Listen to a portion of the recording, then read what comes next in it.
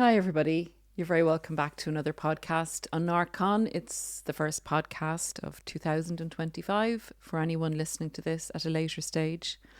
I hope sincerely everyone has gotten through Christmas if you celebrate that season and the new year without drama and upset. And if you haven't, I hope you will find a way forward with peace in your life to escape that type of dynamic and live in a better place within yourself. So I haven't been on for a while. Sorry about that. We definitely took a little break. And so many thoughts have gone through my head while being off. So this podcast is going to be a kind of a culmination of a lot of those thoughts that went through my mind over the time that we weren't speaking with you. The podcast is titled The Narcissist Wants Your Soul Payment for Manufactured Love. And I'll go through a few different things that I think may resonate with you about understanding the nature of a relationship or a dynamic with a narcissist.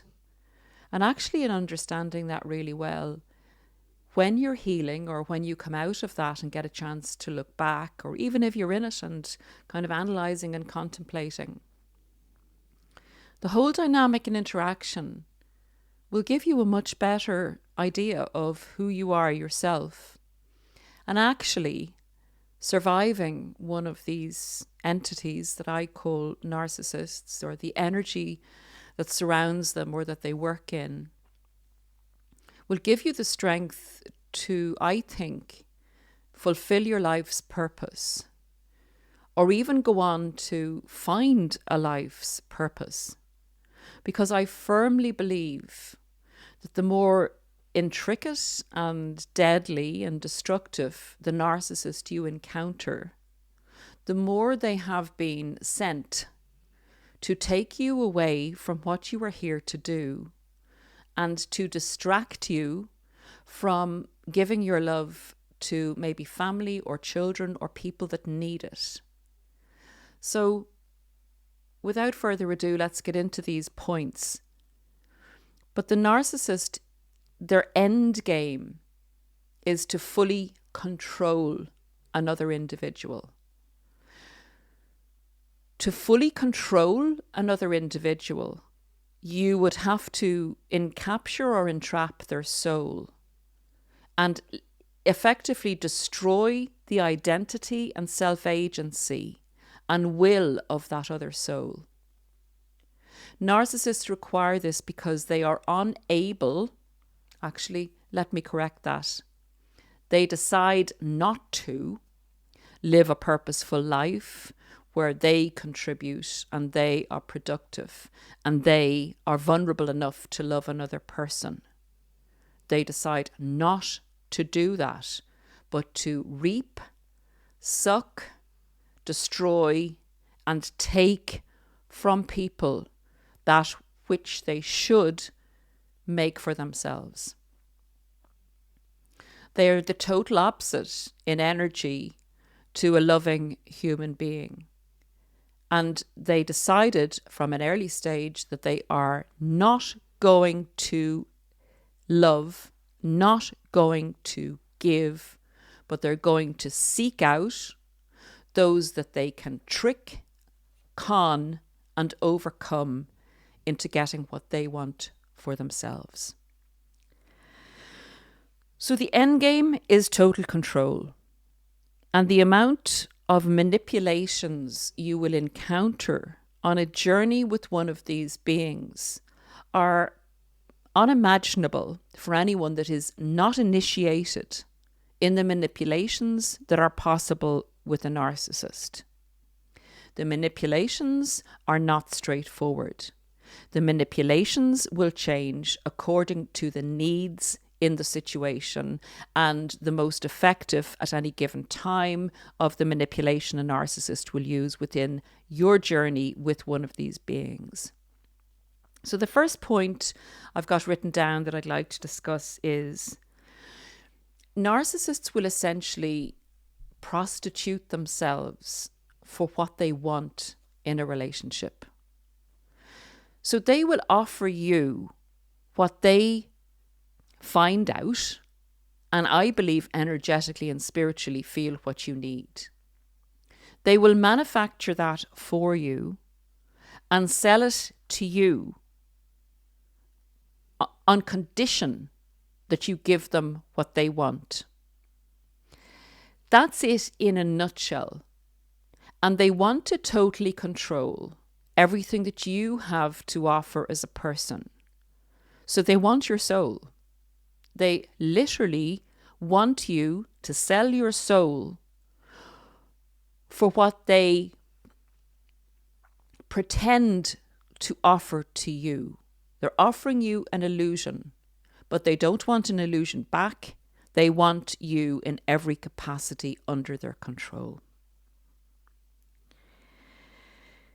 They will continue to broker deals with you on a daily basis, on a weekly basis, whenever they feel it's necessary. And this is a type of a push and a pull technique. The term for it in the narcissistic abuse community is called future faking. They give you a taster of what it might be like in all these type of mini deals.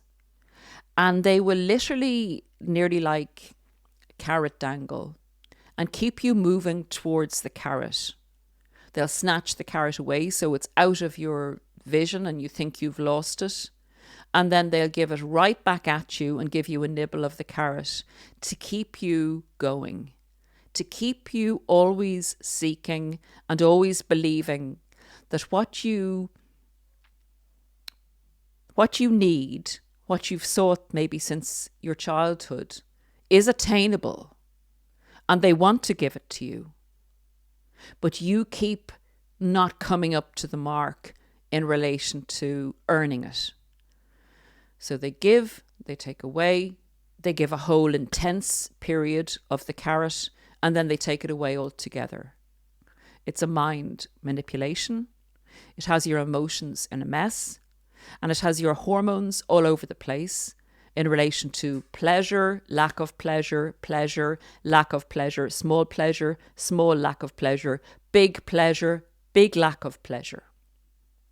They are literally the conductors of your feel-good hormones, of your validation, of everything that makes you want to live. They brainwash you with grooming techniques alongside this push and pull activity. And you're totally distracted. You are distracted from your life in the pursuit of a dream that they have convinced you they are capable of giving you. And it is an illusion. And it's an illusion that is bringing you to your own destruction by following the fakeness and remaining in the spell of this narcissistic entity. In these relationships, narcissists will do deals with you. They'll give you the words. They'll tell you something is going to happen. They'll tell you that the sun doesn't rise and that the moon doesn't exist, but they'll bring it into your orbit if you want it. That's the type of madness that they will bring you into. Their words go into your brain like you're loading up a software program, and your brain accepts those words as being true because up to this you've no reason to distrust them. You want to believe what they're saying because they're literally telling you great things. They're telling you that you're amazing. So you have all this software filed in your brain, and your brain is wired for you to survive and for you to be happy. So that's going on in the background while the actions aren't playing out as such. But when you question the narcissist actions, they'll use them in a way that they'll say to you that, yes, that was the deal. And the deal is still on. In fact, the deal could get better. but I need this from you in order to make that happen. I need you to try harder. I need money from you. I need marriage from you. Whatever they need from you will be part of the deal that's brokered. They'll continue giving you the words. They'll continue gaslighting you with explanations as to why it hasn't happened yet. And your brain is programmed to have said, this is the trajectory that you're on. There's going to be pitfalls along the way. It hasn't happened yet, but it will happen, so keep going. And until you reprogram your brain and keep saying to it, this was what I was told in the beginning, this isn't happening. This isn't happening. It's a case of really sitting down with yourself and writing down the facts of the situation, the promises that were made. And of course, the narcissist will ask you to hold yourself accountable for these things not happening. In other words, they won't take accountability themselves for promises they made that don't come true. They'll turn that back on you, and you, being a normal human being, will self-introspect and may self-blame and may try harder to give the narcissist more so that it all comes to pass, so that the words and actions match.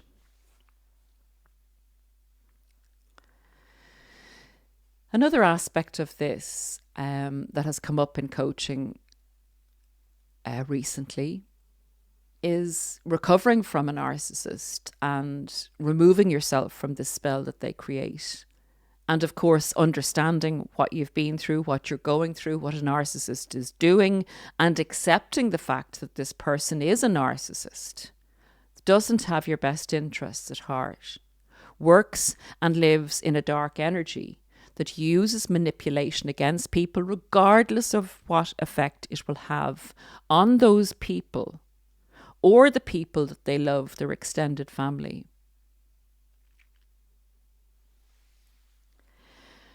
A part of healing from narcissistic abuse is self-love.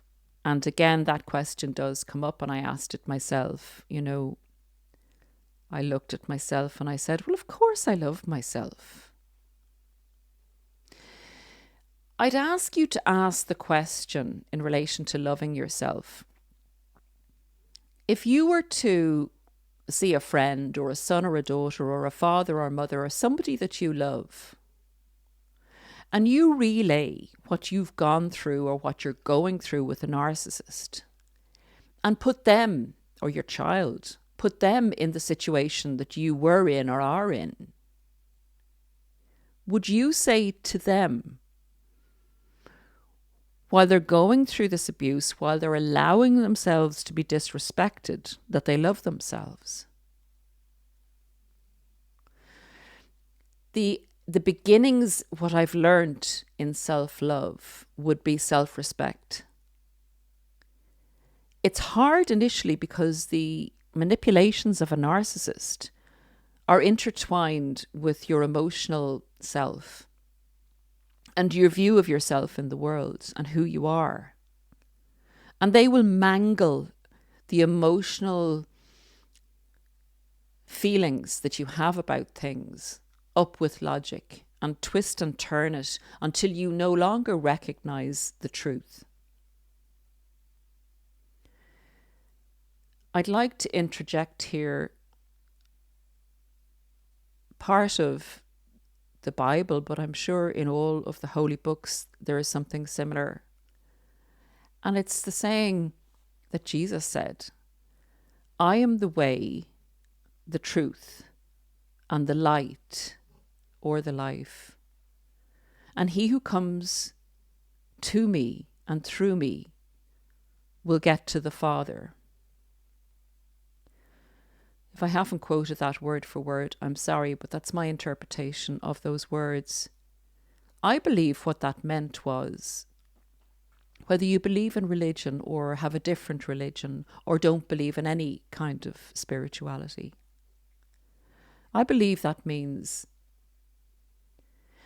that the essence of life is the truth.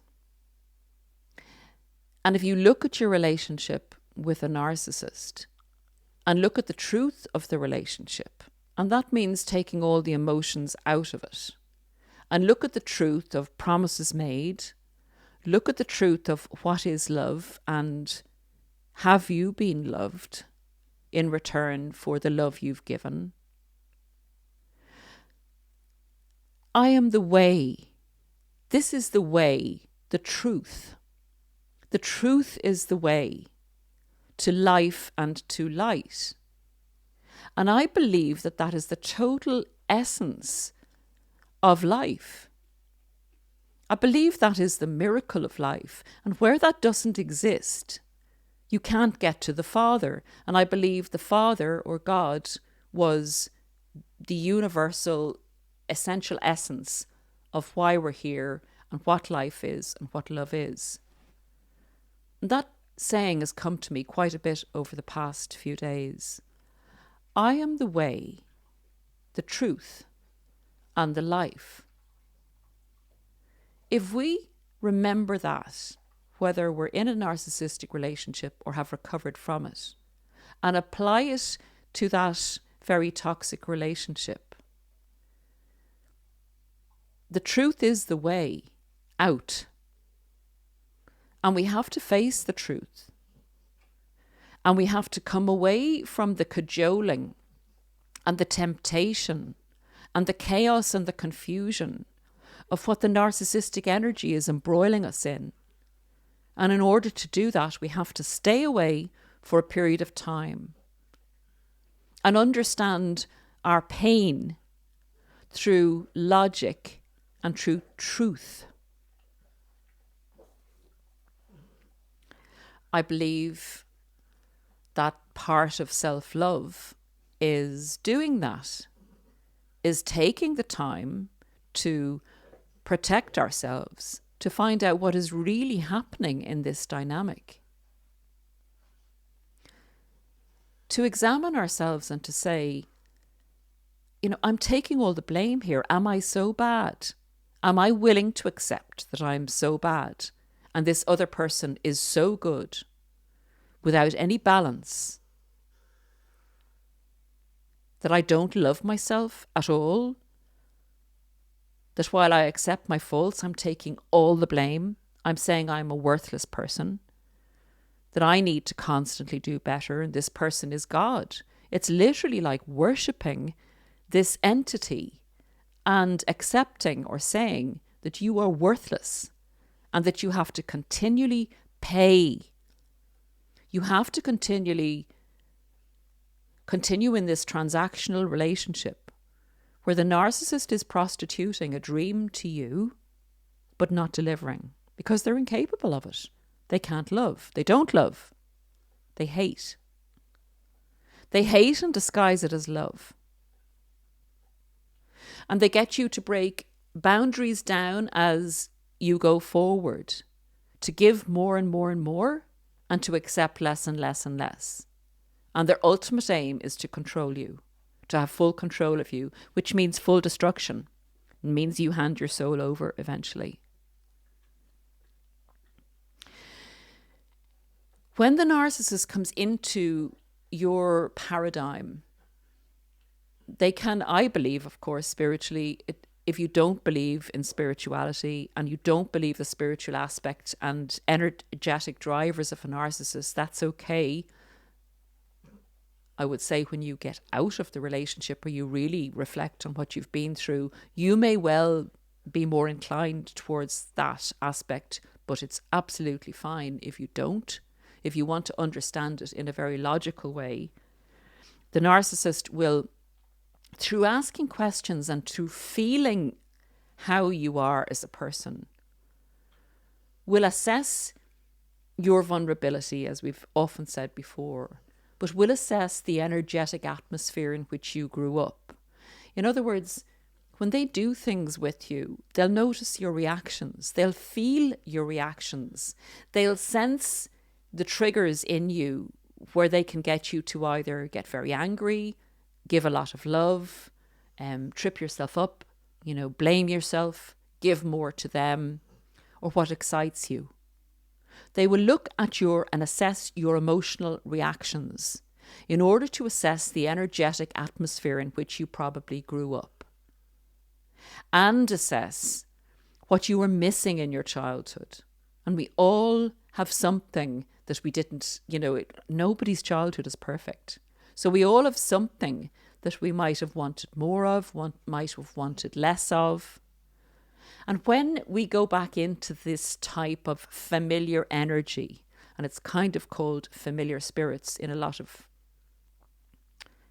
of learning podcasts, I suppose, on YouTube and elsewhere, they talk about spiritual energy. But it's a familiar energy you will find yourself in, totally recreated by this narcissistic individual to suit you, customized for you. And when you feel that you're in that place again, you feel as an adult that you have the cognitive ability now, you've succeeded in life. In fact, you might be very successful. You might be very successful at everything you do. So you have no reason to believe that now you can't fix what you didn't get as a child. And the narcissist, of course, is offering you the dream of, this amazing love that, they see you fully, that the intensity of it just for you, the attention you may not have received as a child. It feels like 100% total love. You feel totally seen. You feel that you're in the right space. Finally, in the familiar energy, you're happy. You feel like you found your happy family. You feel like you found your real family. It's used to entrap you.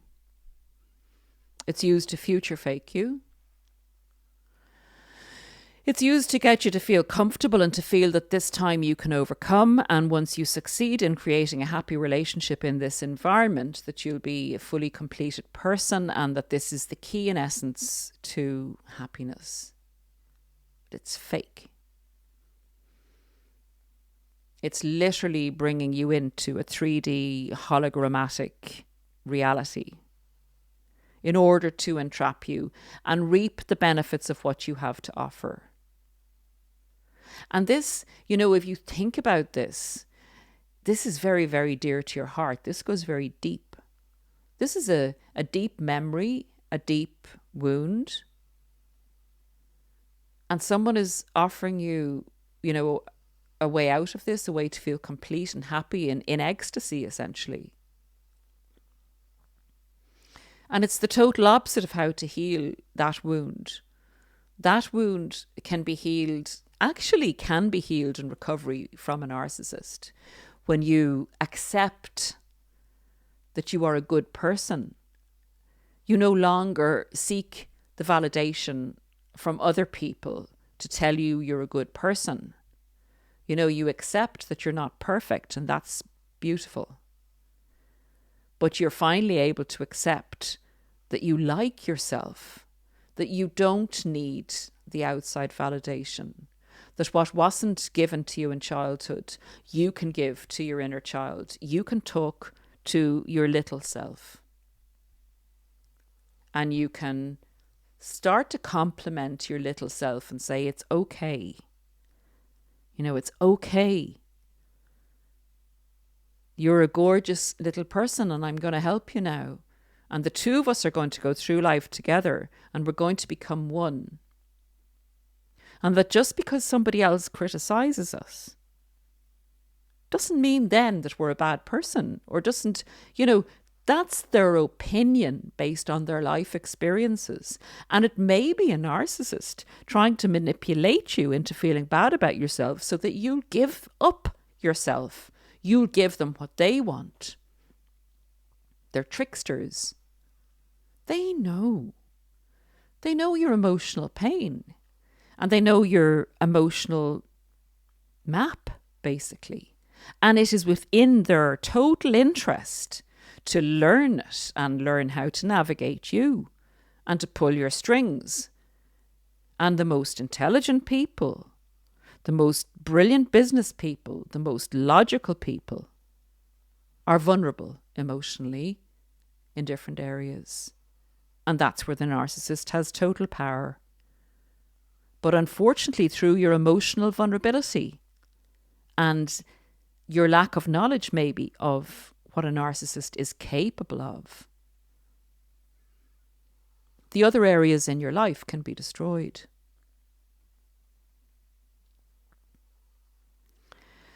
The narcissist will work on your self-entrapment.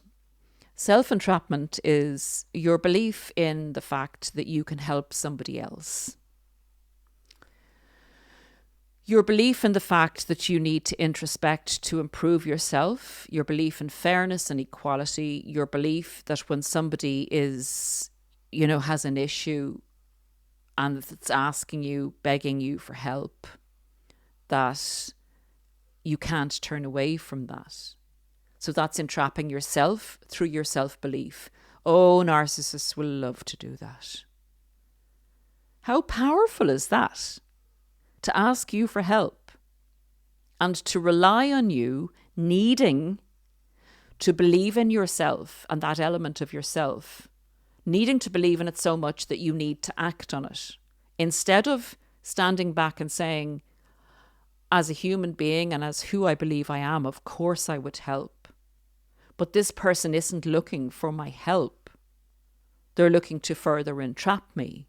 And to stand back and to use your wisdom and self-love to recognize that however painful it is, not to react emotionally and to give the help that is being asked of you, that you stand back and you say, if I give this help, I need to hand my soul over because it's going to be eaten. And the rest of the people that I love in my life will lose me as I lose myself. It's very, very difficult. And it takes a lot of rewiring of your brain to make a decision where your emotions don't run you.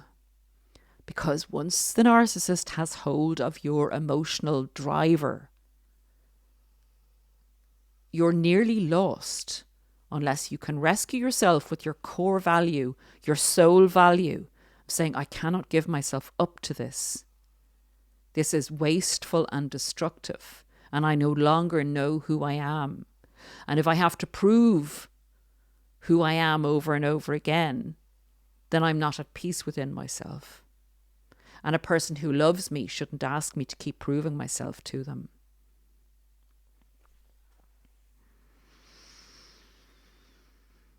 The narcissist will change their manipulation style over time as you grow tired of a certain manipulation and you start to cotton on that every time you object to something or you want to maintain a boundary, the narcissist will bring in a manipulation, and can be something like triangulation, and you kind of cop on to that and you say, every time I want, I put a boundary in, the narcissist makes me jealous of somebody else. So if that's not working any longer, the narcissist will bring something else in or will amp that particular manipulation up. So for every situation and every person, there is a manipulation. And it's recognizing that you are being manipulated. And if somebody that loves you can see it, don't just, push them aside. Take time to listen to why they want to bring this to your attention.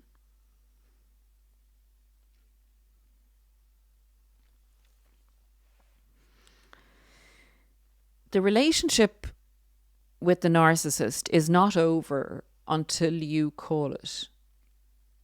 If you remember, their end game when they target somebody, in my opinion, is to manipulate that person into giving the narcissist what they want, to essentially getting total control over that person, and to holding on to that person for as long as the narcissist can get something out of that person. And the narcissist goes through, it can take years. It can take time when the narcissist is away from the person for 2 or 3 years or 10 years. But the ultimate aim of the narcissist is to keep pushing back on your boundaries. And they're quite happy to give you a punishment period where they leave you alone, where they go off and even marry somebody else. As long as you are attached to the narcissist and still keep believing in the illusion and the delusion that this person has any love to give you, as long as you keep believing that, the narcissist will gradually break down more boundaries until when they come back, you accept them and you no longer have any self-agency left. At that point, the narcissist owns you. Unless by some miracle you can get out or see the light, or something can shock you into understanding that you're entrapped by an energetic, what I call entity, and you finally go to the truth. I am the way, I am the life, and I am the truth. He who comes through this way, this journey, gets to the Father, gets to understand life, live life, and love life. There was one other thing I wanted to say, guys. It's just gone from my head. It's gone from my head. I'll try and incorporate it in another podcast as I talk. Sometimes the thoughts, I have them stacked up in the background, and sometimes the thoughts will elude me. They won't come back. So basically, to recap, it's up to you. It's up to you to be brave enough to listen to people who love you. You know in your heart and soul that the relationship with this person isn't right. It's up to you to look at the truth. To understand that by walking away, by loving this person from a distance is the best thing you can do, or rather your image of the person that you wanted to love. And I'll leave you on this last note. The thought has come back. I was hoping it would. I was searching for it to come back. This is very important in my opinion, and this has come up quite a lot in coaching.